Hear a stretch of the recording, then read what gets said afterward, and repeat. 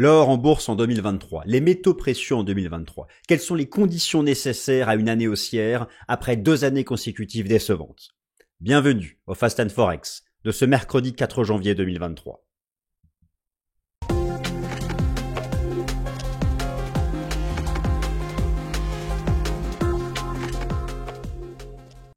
Alors chers amis, bienvenue, je suis ravi de vous retrouver, meilleurs vœux pour cette nouvelle année, bonne année à toutes et à tous, paix, joie, bonheur et bien sûr la santé pour tout le monde. Alors nous allons parler de l'or pour la première de l'année, l'or qui c'est la fin des grandes illusions, l'or qui passait pour un instrument de couverture contre l'inflation, l'or qui avait un aspect refuge traditionnel face aux crises géopolitiques majeures. 2 années consécutives décevantes, enfin surtout 2021, car finalement 2022 a vu l'or avoir une performance à zéro, à l'équilibre. Alors oui, c'est pas très fameux, avec une année avec des taux d'inflation compris entre 5 et 10%. Mais voilà, moins 20 pour le marché action, moins 20 pour le marché obligataire, moins 60 pour le Bitcoin. On se dit que finalement l'or a joué de son aspect refuge. Alors, l'or et l'argent rebondissent depuis, le dernier trimestre de l'année dernière, pour un certain nombre de raisons. Quand envisager, est-ce que ce mouvement peut se prolonger? Est-ce le début d'une nouvelle phase haussière?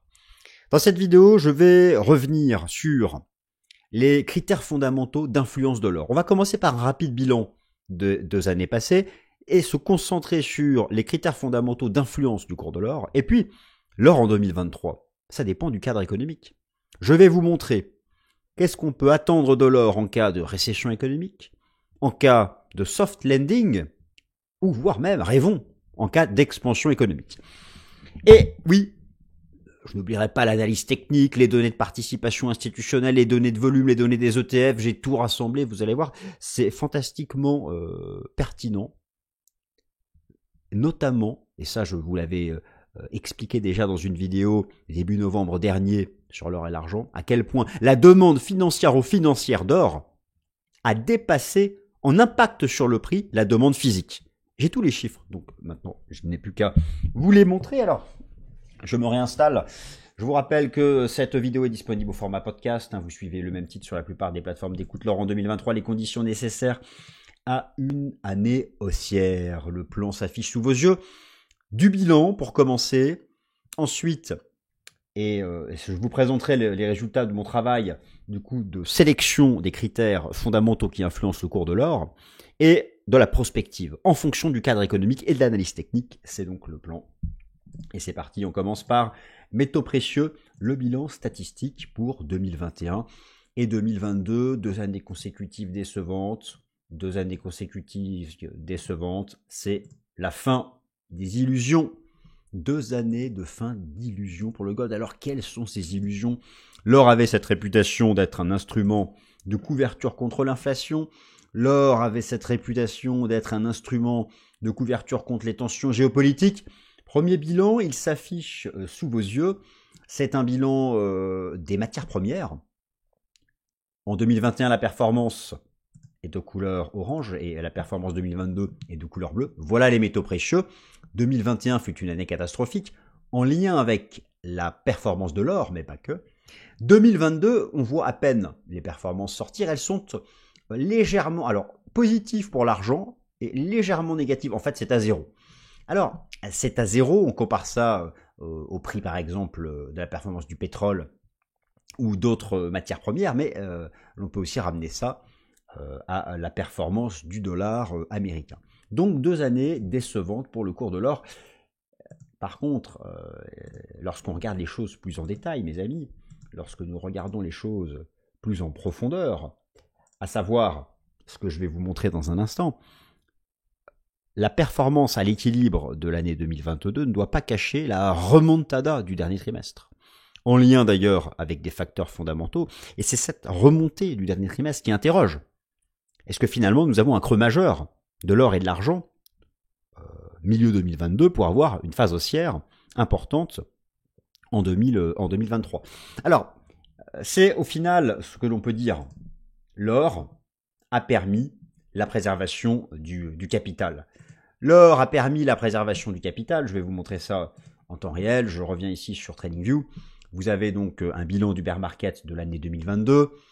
l'or apparaît en jaune, on peut voir que tout au long de l'année, l'or a passé une grande partie de l'année sous zéro. Alors il avait été soutenu un peu en début d'année, février-mars, avec la guerre en Ukraine. Très rapidement, sa performance a passé sous zéro. Et regardez, depuis octobre, eh bien, il est remonté pour finir l'année à l'équilibre. Lorsque l'on compare la performance de l'or aux autres classes d'actifs, naturellement que, oui, il a permis la préservation du capital. C'est pourquoi on est déçus. Les défenseurs de l'or sont déçus parce que c'est une année d'inflation galopante. Or, l'or avait cette image historique de couverture contre l'inflation. Mais au regard des performances des autres classes d'actifs, l'or a permis la préservation du capital. Même en euros, et en euros, il est haussier. Et en dollars, il est à zéro. Donc, tout de même, ce n'est pas tant la fin des illusions. Relativement parlant, il s'est bien comporté. Maintenant, est-il possible d'envisager non pas une année à zéro, mais une vraie année 2023 haussière à deux chiffres, un plus 15 ou un plus 20% de l'or? Attention, je parle de l'année. Attendez-vous à un retracement à court terme. L'or et l'argent sont maintenant sous résistance après 3 mois de rebond. Ça, je clôturerai la partie technique en fin de vidéo. Attention au court terme. Maintenant, quels sont les critères pour justement envisager quelque chose qui soit haussier en 2023, et ça dépend du cadre économique. J'ai retenu 5 grands critères qui forgent la tendance de l'or en bourse. 5 grands critères qui forgent la tendance de l'or en bourse. Tout d'abord, l'évolution de la demande physique d'or en provenance de l'industrie de la joaillerie en Chine et en Inde. La demande financière d'or, celle qui passe par les gigantesques fonds de type ETF, qui passent aussi par les contrats futurs et les options, mais surtout les fonds ETF, en termes d'équivalent, en termes de valeur de la demande par an, la demande physique et la demande financière s'équilibrent à peu près. Nous sommes aux alentours des 3400, 3500 tonnes par an. C'est ça qui est incroyable. Notamment les ETF Gold représentent une partie énorme de la demande physique concrète de Gold. Et d'ailleurs, si l'or a baissé une grande partie de l'année 2022, c'est parce qu'il y avait une décollecte sur les fonds ETF Gold aux États-Unis. Je vais vous montrer tout à l'heure l'évolution de l'asset under management du plus gros ETF Gold du monde, qui est un ETF américain. Il y a autour de 50 milliards d'AUM. Bon, ça a décollecté. Et puis bien sûr, avec la Chine qui a été contrainte par la politique du zéro Covid. Bon, vous voyez. En tout cas, ce sont les 2 premiers critères d'évolution ici du cours de l'or.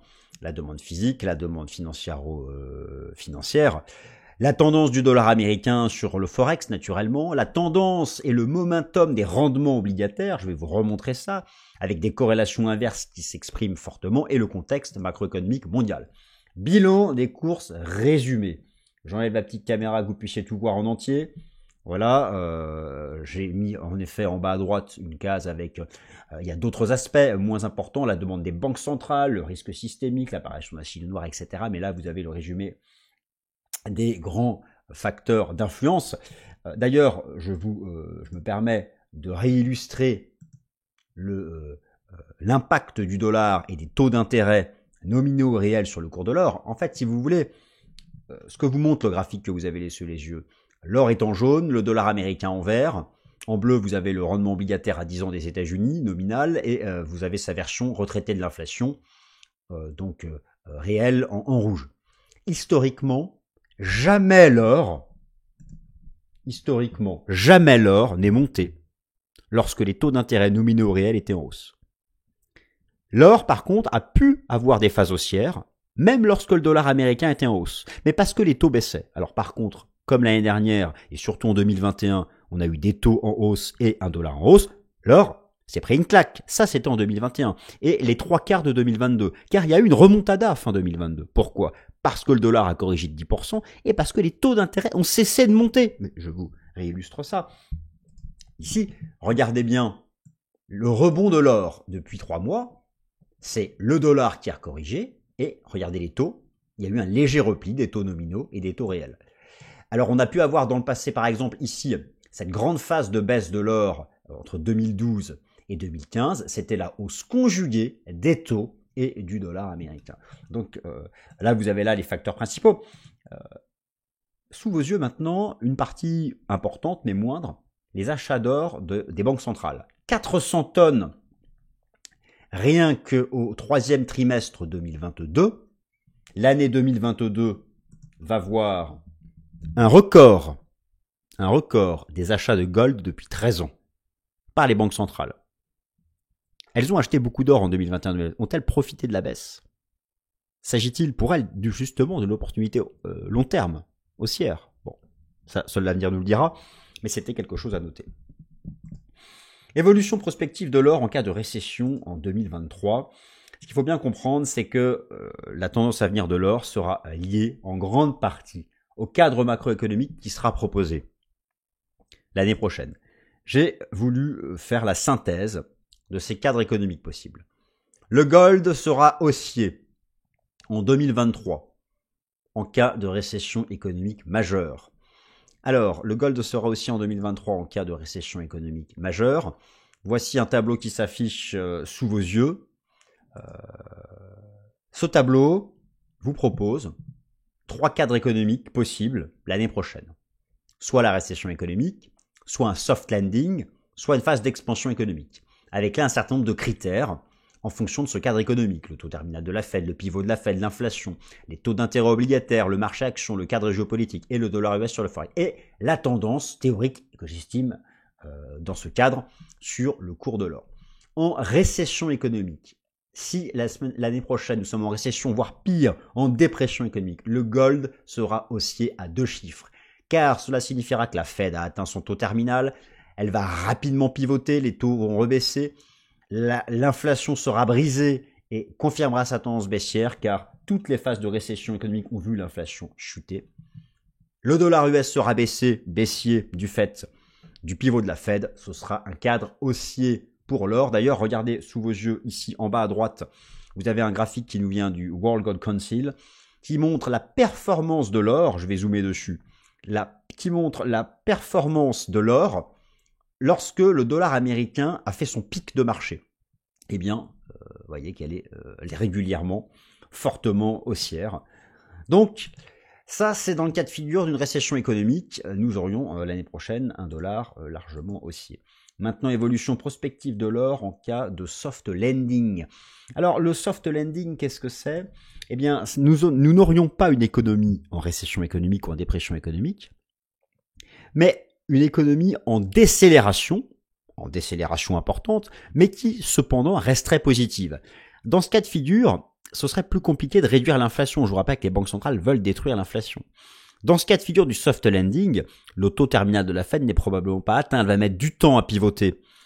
Le dollar pourrait stabiliser après 10% de correction, voire même un peu rebondir. Alors ce serait un cadre un peu plus défavorable pour l'or l'année prochaine, d'avoir la situation de soft landing. Je vous rappelle encore la priorité des banques centrales, c'est de réduire l'inflation. L'inflation, elle est encore 4 fois supérieure à son niveau pré-crise sanitaire. En cas de soft landing, l'or serait au mieux flat, avec un dollar américain flat, voire haussier. Alors, des taux obligataires stables ou en baisse, et surtout un lent pivot de la Fed, et là ce serait quelque chose de compliqué. Ça maintiendrait finalement le dollar, ça stabiliserait le dollar américain. Et ce qu'il faut bien comprendre, c'est qu'une grande partie de la baisse de l'or en 2021 et en 2022, j'enlève la petite caméra que vous puissiez voir ici, a été liée à la décollecte des grands ETF Gold. A été liée à la décollecte des grands ETF Gold, notamment aux États-Unis.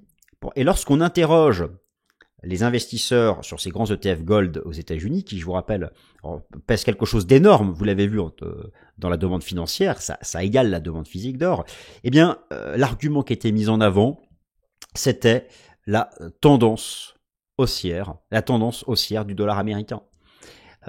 Alors là, oui, le dollar a légèrement corrigé, la décollecte sur les ETF Gold US s'est stabilisée, ça a légèrement d'ailleurs recollecté. Je vous montre ça tout de suite.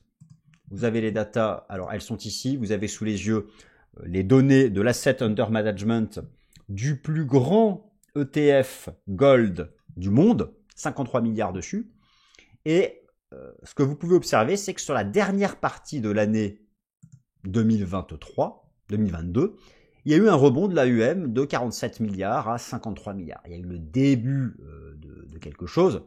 Mais voilà, on n'est pas non plus à un fort rebond. Je dirais même que le rebond de l'AUM est inférieur à ce que l'or a proposé en termes de prix, hein, puisque l'or a quand même, depuis un mois, vous l'avez ici en données hebdomadaires, fortement en données mensuelles, fortement rebondi. L'AUM, on peut être un peu déçu. Mais en tout cas, la décollecte ralentit. Alors, que se passerait-il sur l'or maintenant en cas d'expansion économique en 2023 ? Alors, ça c'est vraiment, alors c'est le scénario le moins probable, un retour de l'accélération de la croissance économique, un soutien pour le bénéfice des entreprises, un soutien pour le marché action, et surtout, le problème dans ce cas de figure-là, ce serait l'énorme difficulté de la Fed à réduire l'inflation.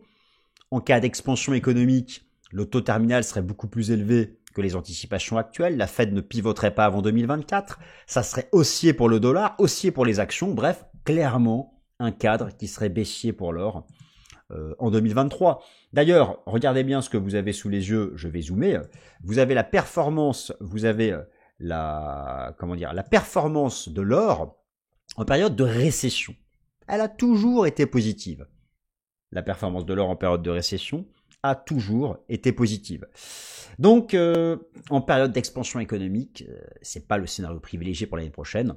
L'or serait en difficulté. Mes amis, nous terminons par de l'analyse technique. On va regarder ensemble l'approche prix momentum sentiment Ishimoku. Attention au court terme. L'or et l'argent ont rejoint des résistances. Ça va corriger après 3 mois de rebond. Mais moi, je pense que cette correction court terme qui va commencer là sera opportune. On va retracer une partie du rebond depuis 3 mois et ce sera intéressant d'aller identifier des bons supports. Car effectivement, un certain nombre d'éléments quand même, techniquement parlant, sont favorables. Par exemple, alors on voit que ça recollecte sur les grands ETF Gold, c'est ce que je vous ai montré.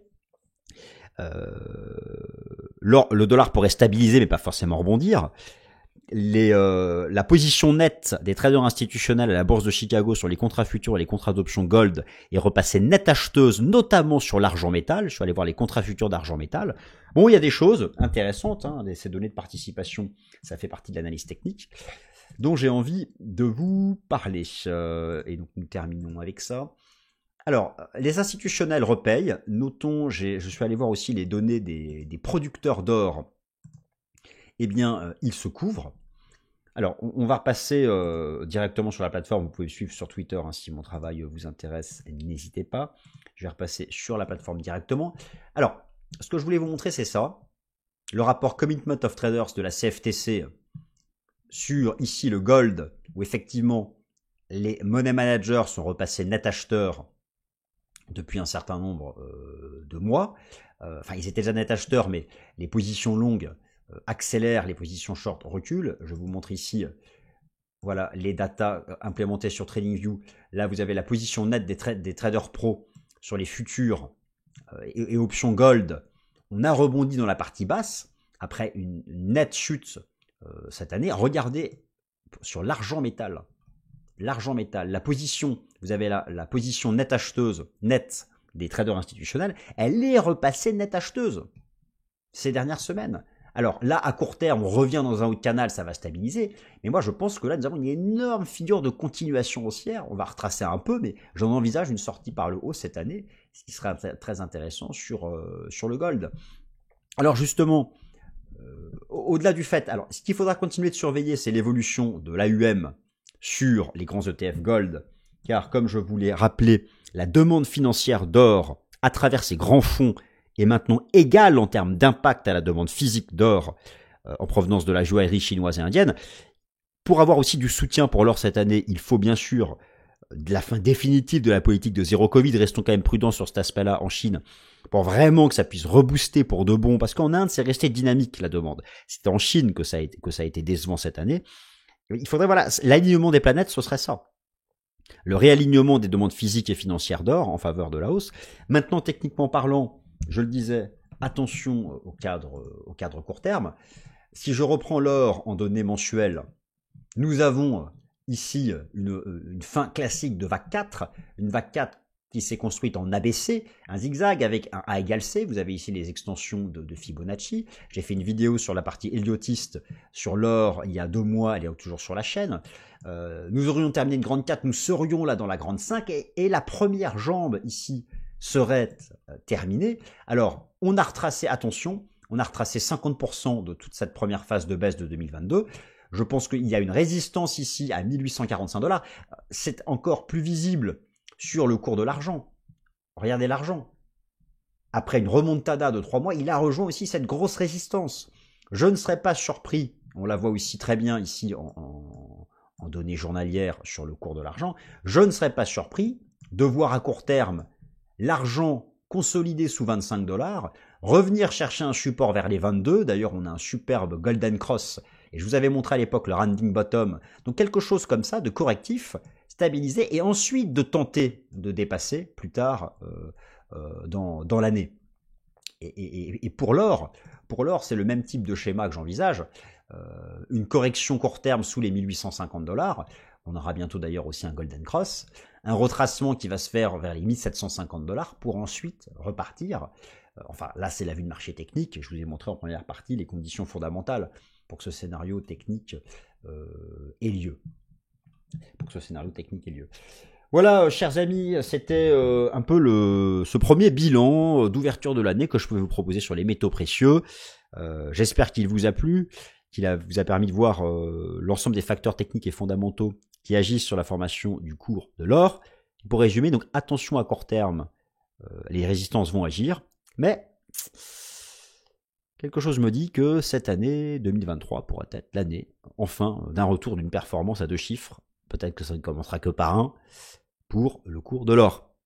Merci à toutes et à tous. Passez une excellente semaine.